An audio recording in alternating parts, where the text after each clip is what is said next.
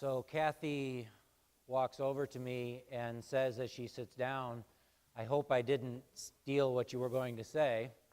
And to some degree, she did. We're obviously coming from the same pace theologically and personally right now.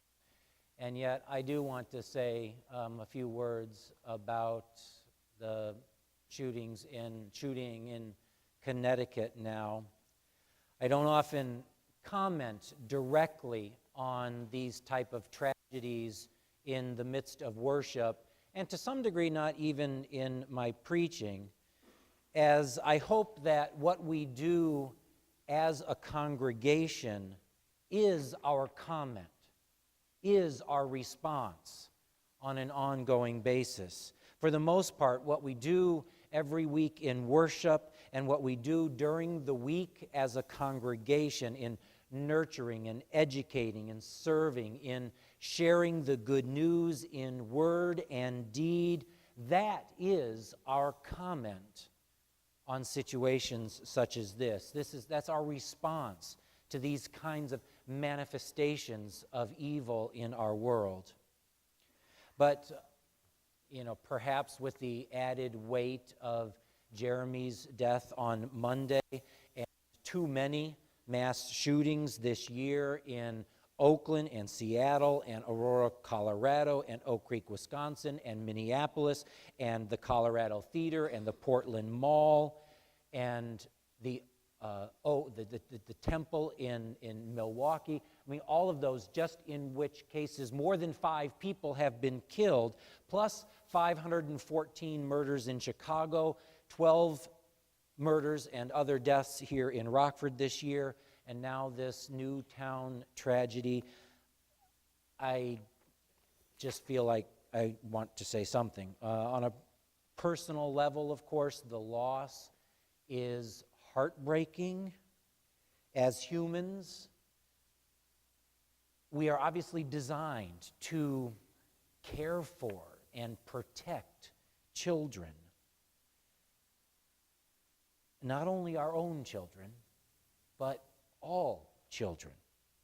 Their vulnerability makes us feel particularly violated when they are harmed. And I guess that's a kind of careful way of saying that this Connecticut thing really hurts. When I was a kid, whenever I really didn't like something, whenever I thought something was really unfair and I couldn't do anything about it, I used a really big word to describe it. I'd say, "This is stupid." And that's what I have to say about Connecticut. This is stupid. To the extent that we can get past the numbness and the voyeurism that results from the way that these things are covered on television, our hearts just hurt for the families of the children and of the school staff. And I think it helps at least a little bit just to admit, this hurts. I don't know really what good it will do in kind of a practical sense to have a bunch of people from 1,000 miles away praying for them, but we must pray for them.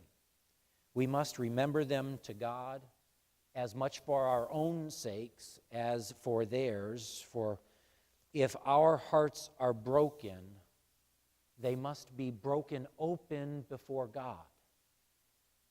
We can pray like the Psalms in Psalm 69, "Save me, O God, for the waters have come upon my neck. I sink in deep mire where there is no foothold.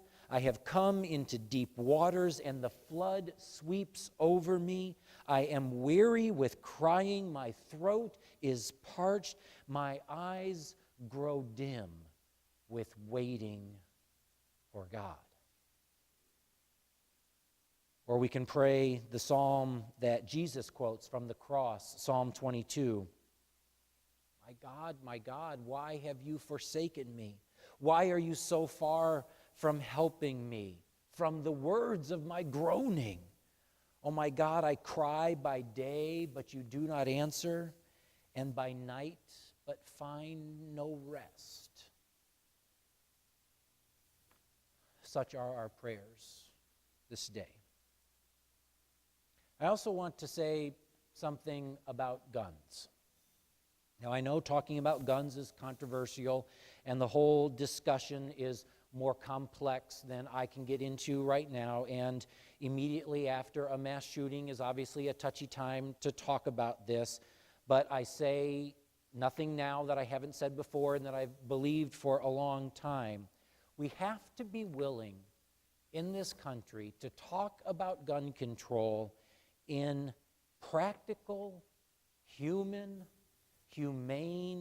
terms, not in ideological terms.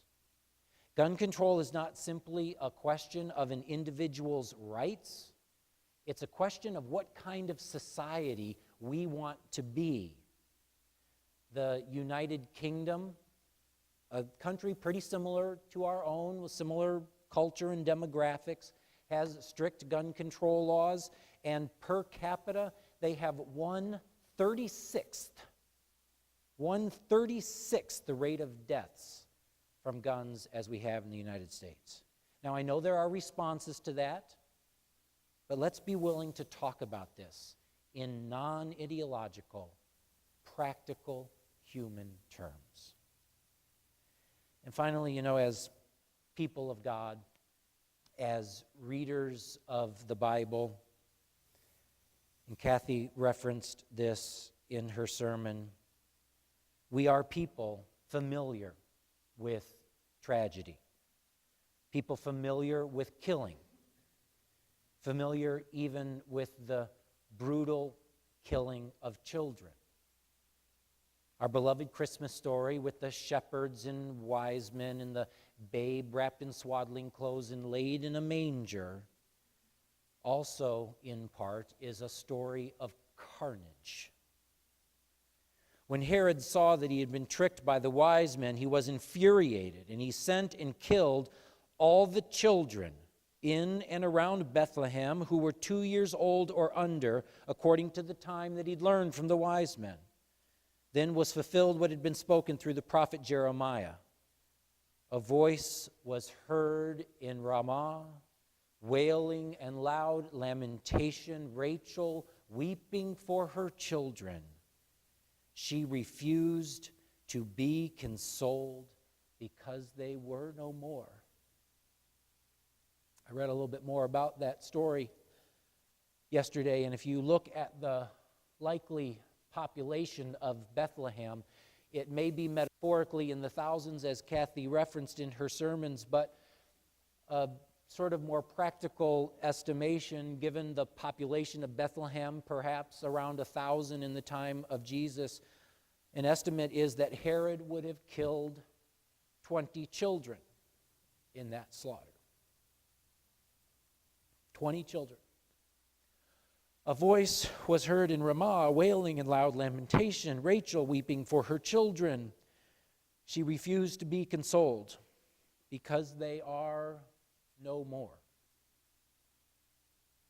The Bible just tells that story.